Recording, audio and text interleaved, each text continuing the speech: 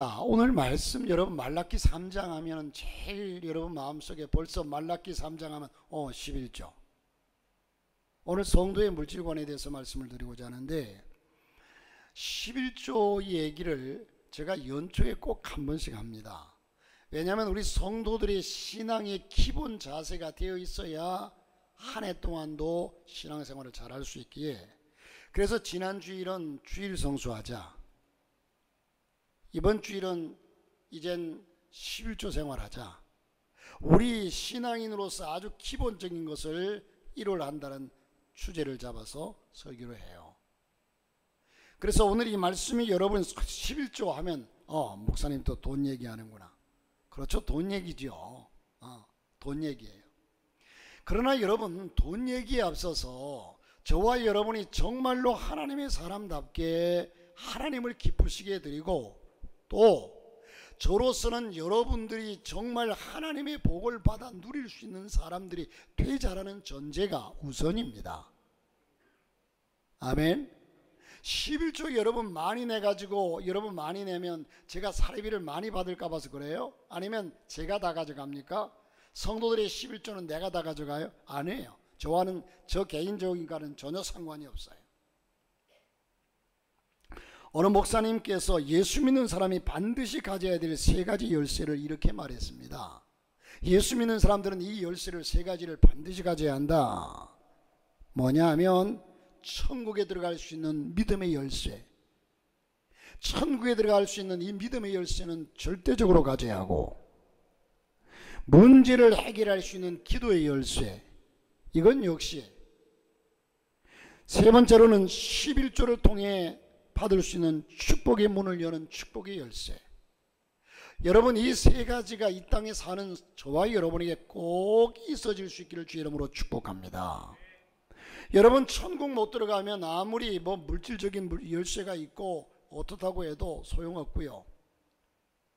그리고 우리가 육을 입고 이 땅에 사는 동안이 있기 때문에, 사는 동안에 어려운 일을 당하게 되기 때문에 그 어려운 일을 하나님께 기도함으로 하나님의 열쇠로 통해 열 수 있는 응답의 열쇠, 기도의 열쇠와, 기왕이면 이 땅에서 가난하게 사는 것보다도 복을 받고서 믿음 안에 사는 하나님의 축복의 통로의 열쇠를 가져야 될 줄로 믿습니다. 우리가 비록 물질적으로 가난하게 살아도 믿음이 부유하다면 축복이 우리에게 분명히 축복입니다. 그러나 더 많은 축복을 받으며 하나님의 영광을 위해 산다면 더 좋지 않겠습니까? 오늘 저는 여러분, 아까 드린 말씀처럼 돈 얘기가 아니라 신앙의 중요한 부분인 이 11조에 대해서 말씀드리고, 여러분들이 이 11조의 중요성을 다시 한번 느끼고 깨달아서 오늘 이 메시지가 여러분에게 시험이 아니라 도전이 되고 은혜가 될 수 있기를 주 이름으로 축복합니다. 저는 오늘 어떤 한 분의 간증을 얘기하면서 이 말씀을 여러분에게 드리고자 해요. 이분의 간증을 중심으로 말씀을 드리고자 하는데, 이 간증은 아주 좀 오래된 얘기입니다. IMF가 지나간 지가 벌써 오래됐잖아요. 그 당시의 얘기니까. 분당의 새소망교회 김종관 당시 집사님이 계셨는데, 그분의 간증입니다. 그가 20여 년 전에 30년간 다니던 직장에서 하루아침에 나오게 되면서 어려서부터 유교 사상이 철저한 집안의 장손으로 자랐습니다. 여러분, 유교 집안이라고 하면 유교의 첫째가 제사 아닙니까? 이 제사 문제로 교회를 핍박하던 사람 중에 한 사람이었어요. 다시 말해서 유교 집안에 철저히 자라다 보니까, 아니 예수 믿는 것들은 제사도 안 지내고 조상도 모르고 이러면서 교회를 핍박했던 겁니다. 자, 여러분, 그러다가 결혼하고 아이들을 키우면서 교회 유치원을 보내는데 아이들이 교회에서 얻는 것이 생각보다 많았어요. 그래서 그 아이들이 아버지도 교회 가자 하면 너희나 잘 다녀 다 이러고 했는데, 딸이 하는 얘기가, 우리가 죽어서 이산 가족이 되면 어떡해? 우리는 천국 가고 아빠는 지옥 가면 어떡해? 큰일이잖아. 걱정하는 것을 들으니 그 아이의 참 얘기하는 것도 기특하고, 또 부모들이 이 아이의 얘기에 외면할 수가 없었습니다. 마음에 동요가 생기더랍니다. 그러다가 이젠 30년간 다니던 직장에서 자기가 바른 소리를 해가지고 어느 날 하루아침에 퇴사하게 되는데, 그때는 부인을 따라서 가끔 교회에 들러보는 때였습니다. 나이 들어서 퇴직금도 없이 회사를 쫓겨나오게 되자 자기 아이들이 벌써 고등학교, 대학교, 이 학비며 생활비며 그 당시에 300만 원에서 400만 원 정도는 있어야 수입이 있어야만이 생활이 되는데 전혀 없으니까 기가 막힐 노릇이 되었습니다. 속이 부글부글 끓어오는 것을 참느라고 매일 새벽 운동을 다니면서 산에 가서 마음을 다스렸습니다. 주변에는 그를 이끌어줄 사람도 없고 매달릴 사람도 없고 참으로 혼자 외로운 외톨이가 되고 말았어요.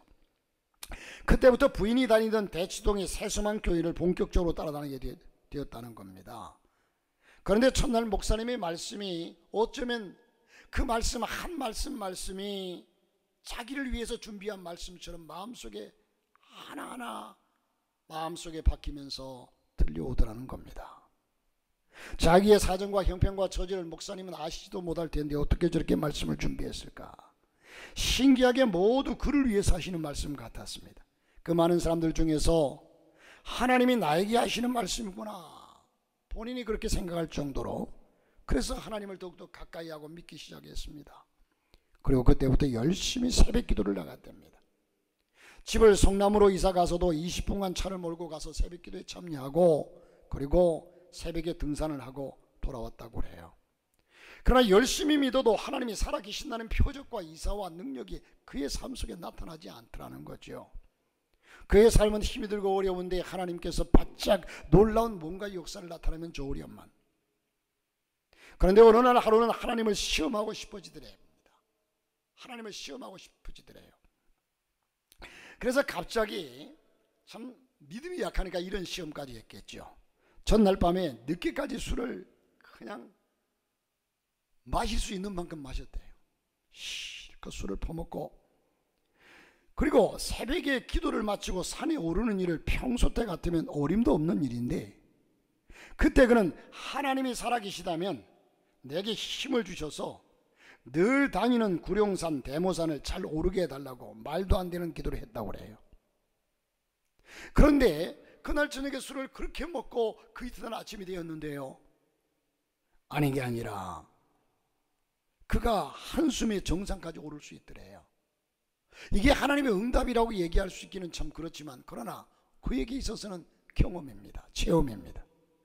또 하루는 기도하려고 상수리 나무 아래에 앉아 있는데, 그 나무만, 큰 상수리 나무만, 다른 나무들은 다 싱싱하고 아주 울창한데 이 나무만 뭔가 자기 눈에 시들시들하게 보이더래.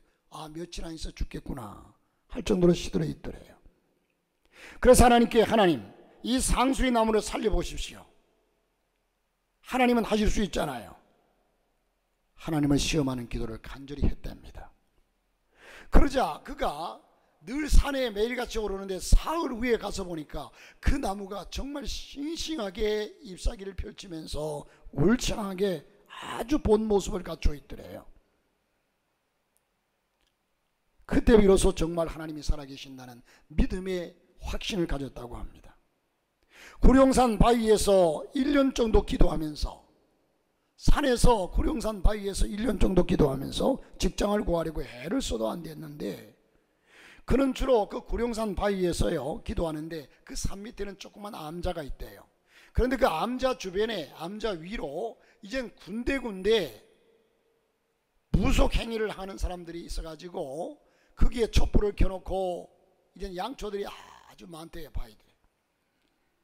자, 이런데 그런 그가 하루는 그곳에 가가지고 그 양초들을 모두 치워버리고 빨간 페인트를 가져 올라가지고 그 바위에다가 십자가를 빨갛게 쫙 그어놓고 거기서 그렇게 기도를 했대요. 자, 그렇게 기도하기를 1년 정도를 기도하면서 직장을 구하려고 아무리 애써도 안 되더랍니다. 참 아이러니하죠.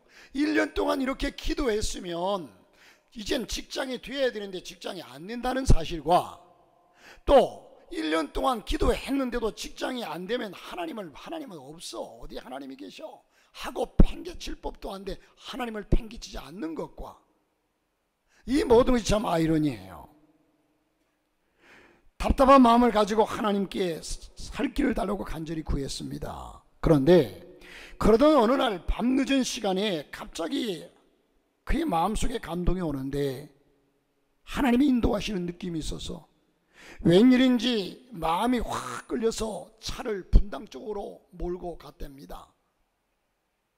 길도 잘 모르는 호흡을판이었는데 저 멀리 집 짓는 것이 보였습니다.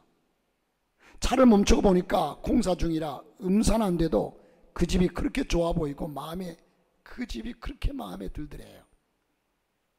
하나님께서 주시는 집인가 보다라는 생각이 들 정도로.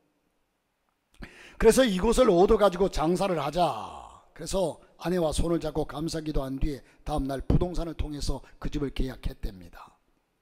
그 당시에 부인이 강남에서 분식점을 했는데 의자 4개 놓고 분식점을 하고 있었는데 혼자 하니까 너무 힘이 들어서 그 가게를 팔았답니다. 그러는 와중인데 그러나 그 돈은 가게 그 계약금에 불과했답니다. 자, 그런데도 걱정이 안 되고 다 잘 될 거라는 마음속에 확신이 오더래요. 중도금, 잔금 어디 가서 말만 하면 생각지 않게 돈이 마련되더랍니다. 그러나 가게 개업을 앞두고 있었는데 메뉴가 정해지지 않더래요. 뭘 해야 여기서 대박이 날까? 뭘 해야 먹고 살까? 특별히 뭘 하기로 결정하고 거기서 시작한 게 아니고 여기서 장사를 하자 생각했는데, 그런데 그러는 중에 2가지를 생각했다고 그래요. 그 2가지가 칼국수를 할까 해장국을 할까. 이 2가지를 생각하면서 그래서 도저히 감이 안 와서 평소에 새소망교회에서 늘 다니는 강남 금식기도원으로 가가지고 3일 금식을 했답니다. 여러분이 우습게 들릴 수도 있는 얘기입니다. 아니, 식당에서 메뉴 하나 정하려고 3일 금식했다. 이렇게 하나님께 신중하게 하나님께 믿음으로 나아갔더니 하나님이 역사하지 않아요? 제가 언젠가 오래전에 개척하고 얼마 안 돼가지고 어떤 분이 식당을 한다길래, 집사님 지금 다른 일을 접어두고 지금 잠깐 기간이 있으니까 기도원 올라가가지고 한 3일이라도 금식하고 오십시오. 기도하고 오십시오. 그리고 시작하십시오. 그런데 사람들은요, 아이고 기도한다고 되나요? 기도 안 해도 기도할 시간에 차라리 내가 연구하고 더 딴 데 시장도 돌아보고 하는 것이 시장 조사해보고 하는 것이 낫겠죠, 이렇게 생각해요. 그런데 이분들은요, 메뉴 하나 정하려고 3일 금식 기도를 들어가가지고 그러고 나니까 그 마음에 확신이 오는데 해장국을 해라.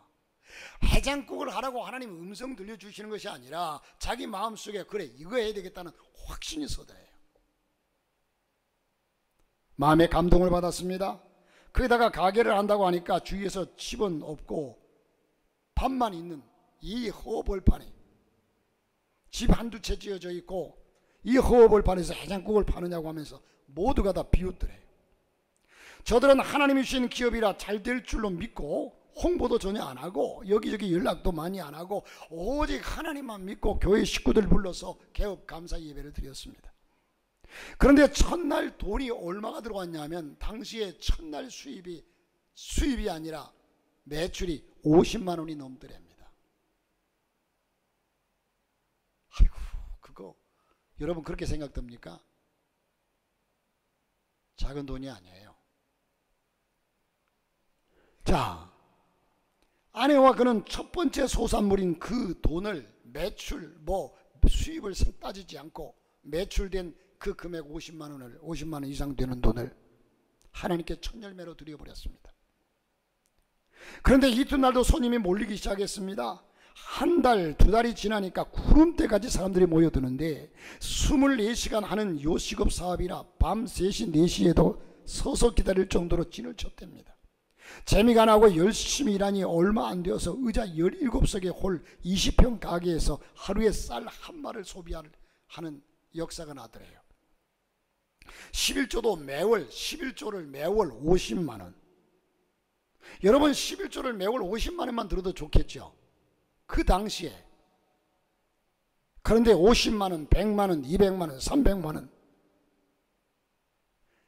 아니 수입이 300만 원이 아니라 11조를 300만 원으로 감사로 마지막에는 11조를 500만 원까지 드렸대요. 그리고 가게 일이 너무 힘드니까 일하는 사람들이 자꾸 그만두고 하는 것이 당시의 큰 문제들이에요. 손님이 많고 미어지니까 일하는 사람들이 얼마나 힘들겠어요.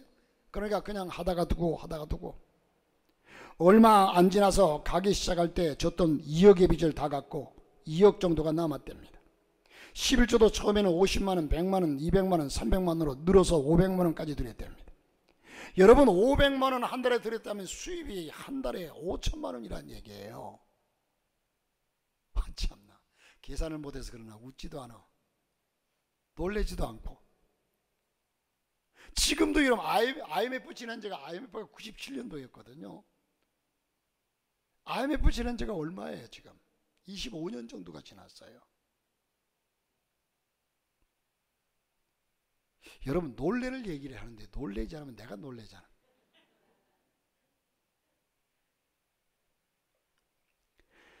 가게 일이 너무 힘드니까 이젠 몸은 지치긴 하지만, 그래서 그때부터 그 근처가 먹자골목이 되면서 그 가게가 잘 되니까 당연히 식당들이 들어오게 돼 있죠. 먹자골목이 되면서 상가가 늘어나기 시작하고, 이제는 가게가 많아지고 주차할 데가 없어서 기다릴 수 없게 되자 저들 가게도 손님이 많이 줄었답니다. 세월이 지나서 생각해 보니까 직장을 그만두게 되어서 연단받게 하시더니 오히려 IMF 때는 풍성함을 누리게 하셨음에 감사했다는 겁니다. 가게가 좁아서 좋은 땅을 사고 싶었는데 돈이 부족해서 매일 그 땅을 가서 밟으며 기도했는데 어쩐 일인지 땅 주인이 빚에 몰려가지고 경매로 싸게 살 수 있도록 그 땅을 사게 되었답니다. 그 후에 비싼 값에 다시 팔아 많은 이익을 보았다고 해요. 저들이 예전에 물질의 축복 주시면 하나님의 성전 짓겠노라고 하나님께 소원한 일이 있었는데 욕심을 부리면서 소원했던 것을 못 지켰습니다. 땅 팔고 남은 돈으로 성전을 지어야 했는데 그 돈으로 재산을 더 늘려가지고 짓겠다고 자기들이 욕심을 부린 겁니다.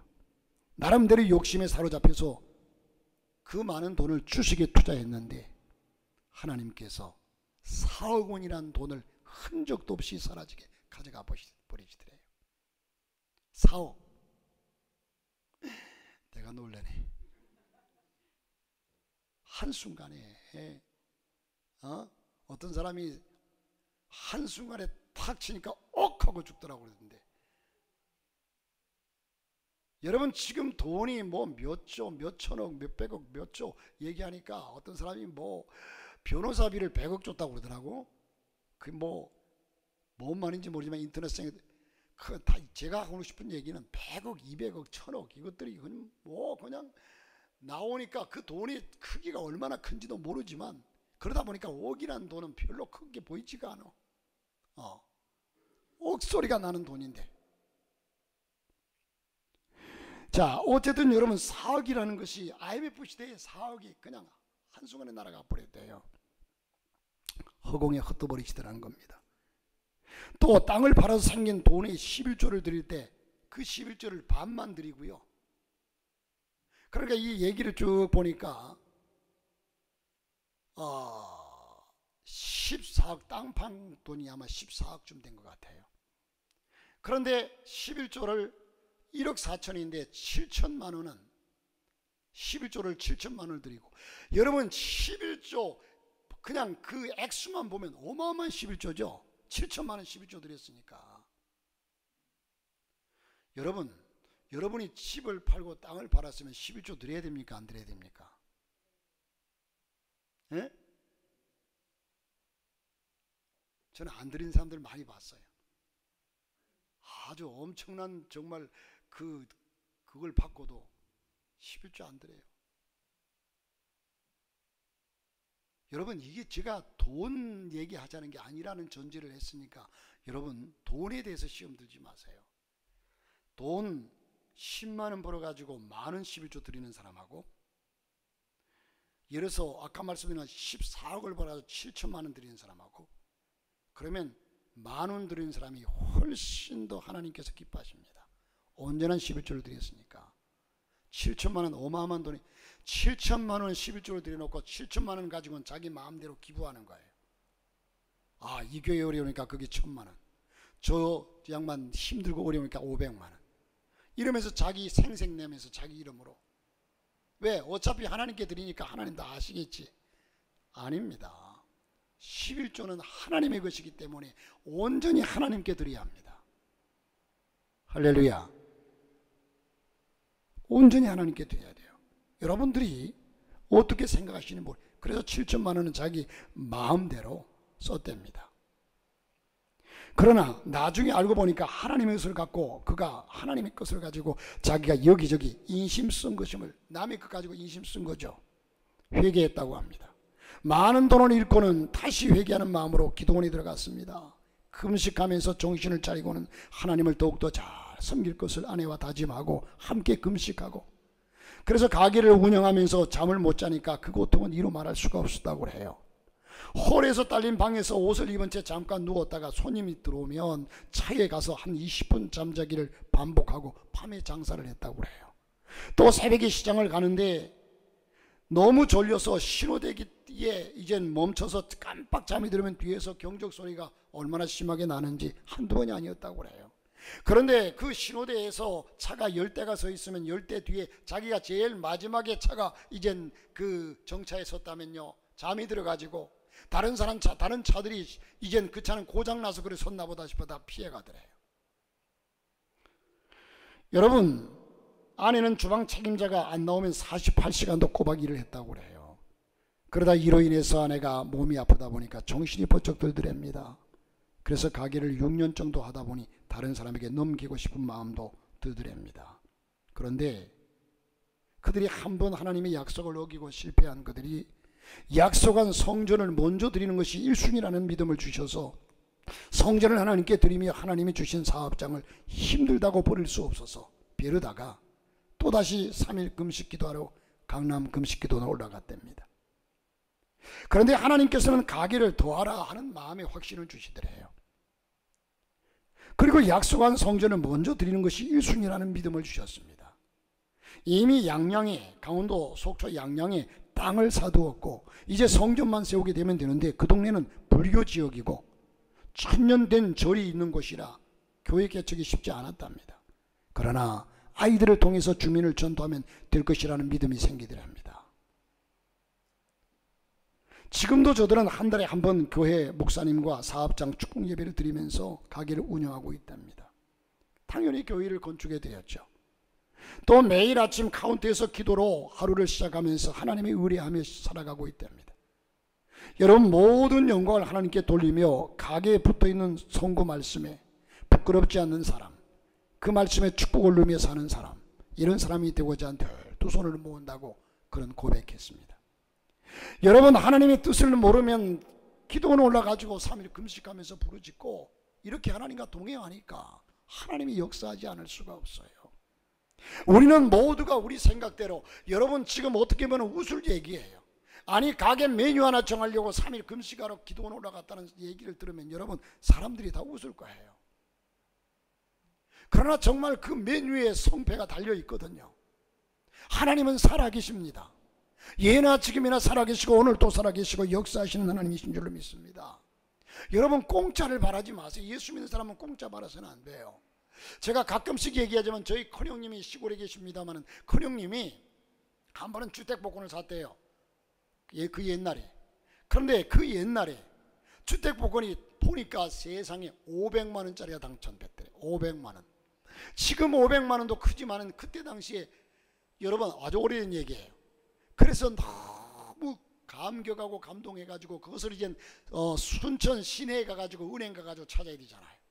주머니에 넣고 버스를 타고 가는데 만지작거리다가 또 주머니에 넣어놨다가 이래가지고 가서 이젠 그것을 바꾸려고 은행에 들어가서 내가 이 주택복권 당첨돼서 바꾸러 왔다고, 돈 받으러 왔다고. 그리고서 보니까 주머니에서 온데간데 없이 사라져 버렸더래요. 그 복권이 당첨되지나 말지. 그 마음이 얼마나 설렜겠어요. 얼마나 마음이 들떴겠어요. 그런데 사라져 버렸더래요. 기가 막히더래요. 그래서 나중에 그래, 내가 공짜를 바란 것이 잘못이지 하고 하나님께 회개했다고 그래요. 여러분 주택 본 것도 그리스도인들은 가끔 가능하면 사지 마세요. 장난으로도 사지 마세요. 저는 그렇게 권해요. 아니 로또도 사지 마세요. 주택 복권이 아니라. 이거는요, 우리 그리스도인들은 땀에서, 이마에서 땀을 흘리고 얻는 소득이 바른 소득이에요. 할렐루야. 때로는 투자하기도 하고 하죠. 이 모든 것들이 뭐 천국 못 갈 죄, 이건 아니에요. 그러나 우리가 가능하다면 하나님 앞에서 정직하게 살아가는 삶, 할렐루야, 이마에 땀을 흘리고 얻는 소득, 내 손이 수고한 대로 먹을 것이라 하신 말씀 따라서 평택중앙교회에서, 요즘은 그런 일이 전혀 없지만 옛날에는요, 이 교통수경들이 아주 엄청 많이 받았잖아요. 치아가 5,000원짜리. 그런데 한 주에 11조를, 그 백차 타는 교통수경에 그 교회를 나왔는데 한 주에 11조를 30만 원씩 하더래요. 한 주에. 오래된 얘기입니다. 한 30년 전의 얘기예요, 거의. 그러면 한 주에 11조를 30만 원씩 하면 이게 얼마입니까, 여러분? 그런데 그 목사님이 설교 중에 불의한 소득을 취하지 말아라 하고 강력하게 설교를 한번 했대요. 그러더니 그 교회를 떠나더래요. 딴 교회를 가버렸대요. 여러분, 우리가 하나님 앞에서 취할 것을 취하고 버릴 것을 버려야 되는데, 여러분, 도적질이 뭡니까? 남의 것을 마치 자기 것처럼 여기고 주인 몰래 가져가는 모렴치한 행위가 도둑질 아닙니까? 물건은 어디에 있느냐 하는 물건의 위치가 중요한 것이 아니라 그 물건의 주인이 누구냐는 것이 중요한 겁니다. 할렐루야. 요즘은 길 가다가 떨어진 물건을 주워가도 그거 절도죄로 걸려드립니다. 함부로 주워가지 마세요. 차에 가다가 이젠 차가 큰 물건을 떨어뜨리고 갔어요. 차는 모르고 가버렸어요. 그러면 그것을 주인을 찾아주든지 파출소에 맡기든지 그대로 두고 가든지 해야지, 그것을 내가 이거 주인이 잊어버렸으니까 내 가져가면 모르겠지. 절도죄입니다. 그러므로 지금 내 집에 있고 내 손에 있다고 해도 내 것이 아닌 것이 많습니다. 이스라엘 백성들은 하나님의 것을 하나님께 돌려드리지 않고 마음대로 사용했기 때문에 저주를 받았습니다. 물질의 저주를 받으면 아무리 장사를 열심히 해도 소득이 없습니다. 다 빠져나갑니다. 뿐만 아니라 수입이 많아도 복이 되지 않고 오히려 그 물질 때문에 얼마나 고통스러운 문제가 발생하는지 모릅니다. 물질이 없으면 없는 대로, 많으면 많은 대로 고통이 있습니다. 그러므로 수입에 많고 적음의 문제가 아닙니다. 비록 수입이 적어도 행복하게 사는 사람은 축복을 받는 사람입니다. 그런데 보편적으로 목회하다 보면요, 수입이 적은 사람들은 철저하게 11조를 잘 드려요. 수입이 많으면 많을수록 11조를 제대로 못 드려요. 그러니까 하나님께 저는 기도할 때, 하나님 11조 제대로 못 드린다면 차라리 수입이 적게 해달라고 나는 그렇게 기도하고 싶어요. 여러분, 하나님, 우리 권사님이, 우리 장로님이, 우리 집사님이, 안수 집사님이 이렇게 돈을 지금 많이 버니까 11조를 우리 교회에서 뭐 100만 원만 해도 큰 돈이지 하고 이렇게 드립니다. 이젠 정말로 11조 10만 원만 드릴 수 있도록 하나님 저를 인도해 달라고. 10만 원 11조 하는 것이, 온전한 11조 드리는 것이 하나님 훨씬 기뻐하십니다. 여러분, 그만큼 11조를 많이 드린다는 얘기는 그만큼 복을 받았다는 얘기 아니겠습니까? 할렐루야. 11조를 1000만 원을 드릴 수 있다면 내가 1억을 벌었다는 얘기 아닙니까? 그런데 그걸 못 드려요? 저는 많이 봐왔어요. 많이 봐왔어요. 있는 사람들이요, 많이 가진 사람들이 11조를 못해요. 이게 참 아이러니예요. 그만큼 복을 받았다는 얘기인데. 여러분, 그런데 이것은 첫째로는 하나님의 것이라는 사실을 분명히 인식하고, 두 번째로는 이로 인해서 하나님께서 쌀 것이 없도록 복을 주신다는 사실을 기억하십시오. 이 두 가지 것이 전제되는데 못 드릴 이유가 없습니다. 본문 10절과 12절을 보니까 만군의 여호와가 이르노라, 너희 온전한 11조를 창고에 들여 나의 집에 양식이 있게 하고 그것으로 나를 시험하여 내가 하늘의 문을 열고 너희에게 복을 쌓을 것이 없도록 붙지 아니하나 보라. 만군의 여호와가 이르노라, 내가 너희를 위하여 황충을 금하며 너희 토지 소산을 멸하지 않게 하며 너희 밭에 포도나무의 과실을 기한 전에 떨어지지 않게 하리니 너희 땅이 아름다워짐으로 열방이 너희를 복되다 하리라. 만군의 여호와의 말이니라. 할렐루야. 우리 이상남 권사님 뭡니까, 과일을 재배하니까 아시겠죠? 기한 전에 떨어지는 그 우수 떨어지는 과일들을 보면 얼마나 속상해요. 그죠? 예. 바람이 분다든지 예를 들어서 뭐 또 가문다든지 벌레가 먹었다든지 이래가지고 기한 전에 과일이 다 떨어진다면 정말 농부의 마음은 속상합니다. 예?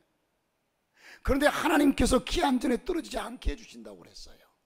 우리는 이것이 별 실감 안 나지만 농사를 짓는 분들은요 정말 속상해요. 한번 바람이 불어가지고 밑에 그냥 따기도 전에 이 딸 때가 좀 아직 멀었는데도 그냥 수북히 쌓여있는 과일을 바라보면 참 농부의 마음은 찢어지죠.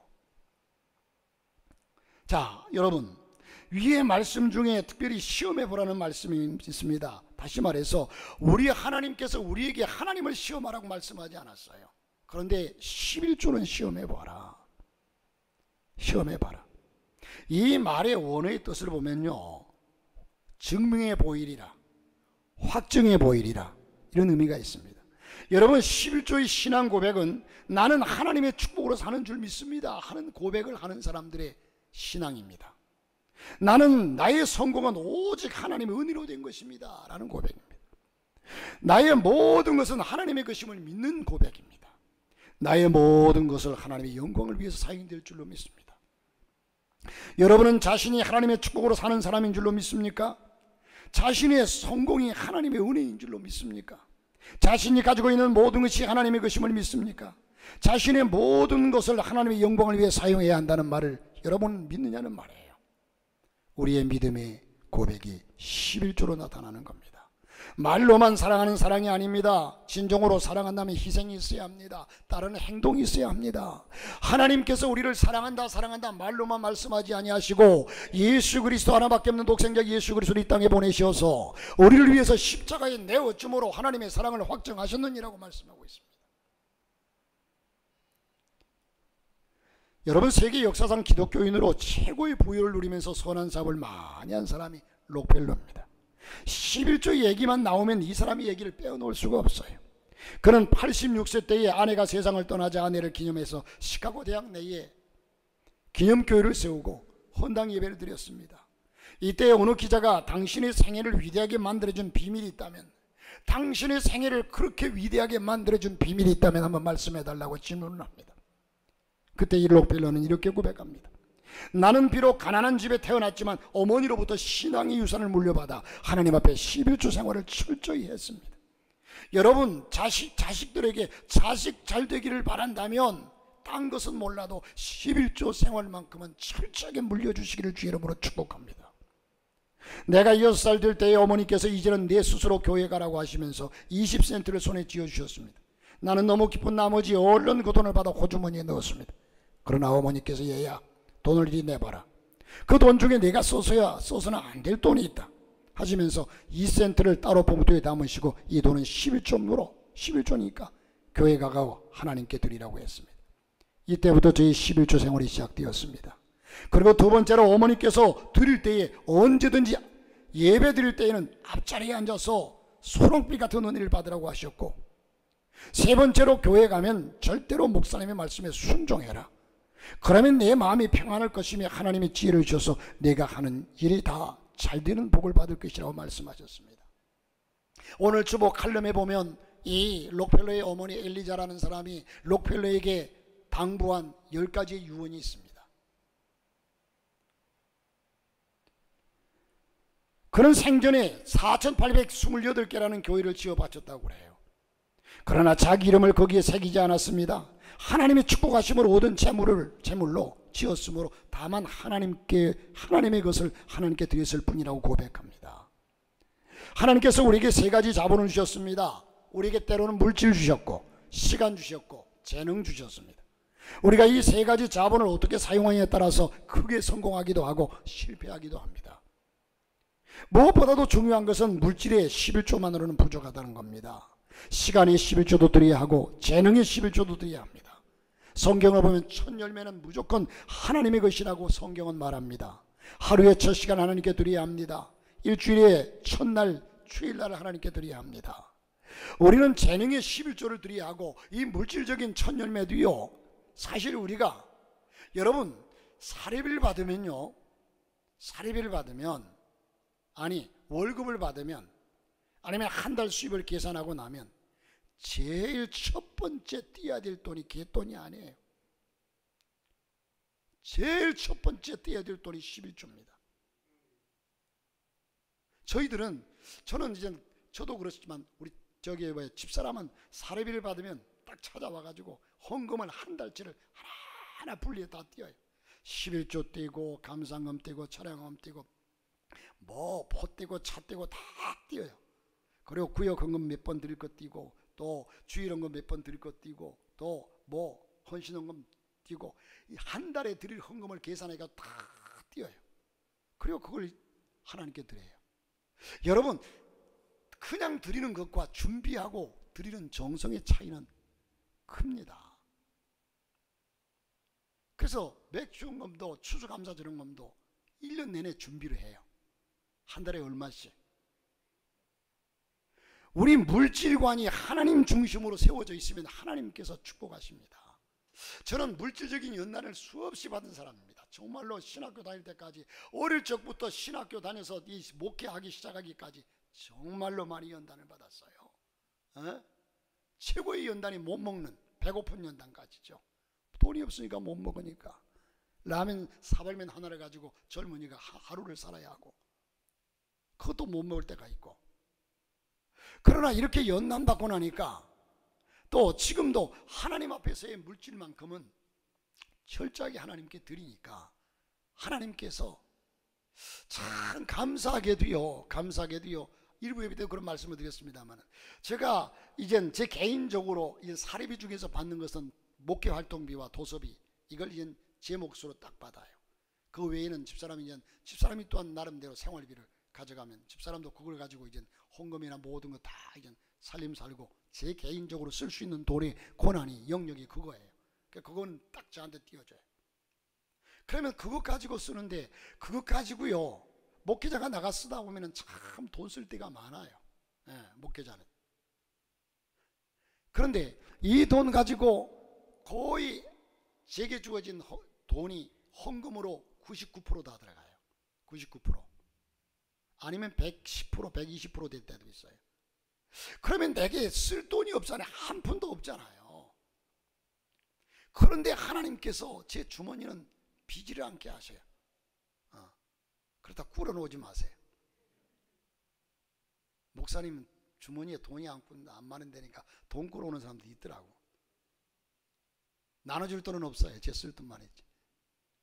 참, 그래서 그럴 때마다요, 이게 여러분에게 이렇게 얘기할 때는 제 개인적으로 하나님 앞에, 하나님 감사합니다. 어떻게 이런 일이, 그러니까 내 삶 속에서 경험되어지니까. 아이고 목사님이니까 누가 주는 돈도 많겠죠. 천만의 말씀이에요.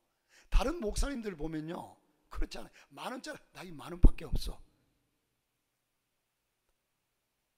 이게 하나님의 축복이더라는, 나는 하나님의 축복을 지금 설명하고 있는 것이지 내 잘난 것을 설명하고 있지 않습니다. 여러분, 하나님 앞에서는, 하나님은요 우리의, 아니 그런데 어떻게, 하나님은 논리적으로 역사하지 않아요. 하나님을 논리적으로 믿지 마십시오. 하나님은 무에서 유를 창조하신 분이십니다. 죽은 나사로를 살리신 분이십니다. 하나님은 거친 파도도 한순간에 잔잔케 하셨습니다. 여러분, 하나님은 물로 포도주를 만드신 분이고요, 그 전능하신 하나님께서, 우리가 그 전능하신 하나님을 하나님으로 인정하고 믿고 나가면 하나님께서 우리에게 그렇게 역사하신다는 사실이에요. 우리의 재능도 11조도 드려야 합니다. 여러분 기억할 것은요, 이처럼 우리 교회가 삶의 11조를 드리고 운동을 하고, 특별히 저는 정말로 여러분들이 물질의 복을 많이 받기를 바라요. 잘 되기를 바라는데, 그 잘 돼가지고 돈 하나님께 드려서 교회에 많이 드리라고 하는 그런 욕심에서가 아니라, 부모는 여러분 자식에게, 여러분 어떻습니까? 그 자식이 잘 돼가지고 나에게 돈을 많이 줘라, 그래서 부모가 자식 잘 되기를 바라는 건 부모는 없어요. 자식 자신이 이젠 잘 돼서 참 호화롭게 사는 것이, 그것이 기뻐서 부모가 원하는 것이지. 저는 오늘 이 말씀이 돈 얘기가 아니라 신앙 얘기입니다. 믿음 얘기입니다. 여러분에게 주어질 축복의 얘기입니다. 이 말씀 가지고 우리의 물질관, 돈이 우상입니다. 하나님보다 더 그를 따르면 돈이 우상입니다. 우리는 하나님이 최우선, 어제도 오늘도 살아계시고 내일도 영원토록 살아계신 하나님 아버지, 그 하나님을 의지하고 믿고 그 하나님 바라보고 믿음으로 승리하는 귀한 역사가 있기를 주님의 이름으로 축복합니다.